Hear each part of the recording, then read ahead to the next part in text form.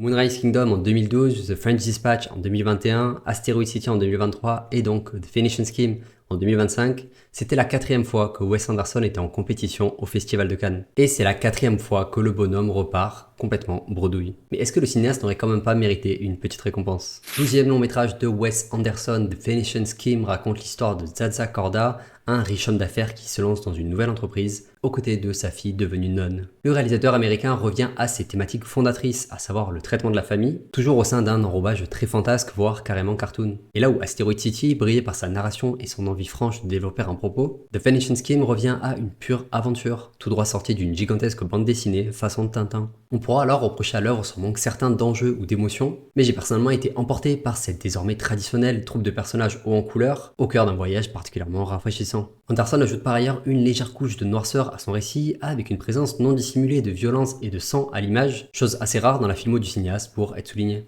Obligé alors d'évoquer cette introduction qui m'a complètement pris au dépourvu et qui m'a sans doute offert l'un de mes plus gros sursauts en salle. L'écriture est assez efficace, avec un tempo comique qui fait très souvent mouche, même si le film est avant tout porté par ses idées géniales comme cette séquence de basket, ou encore cette séquence finale autour d'une maquette géante, mais aussi par son casting de stars ultra convaincant. Benicio del Toro, Tom Hanks, Bryan Cranston, Matthew Amalric, Scarlett Johansson ou encore Benedict Cumberbatch. Et d'ailleurs je vois qu'il y a aussi Bill Murray dans le rôle de Dieu.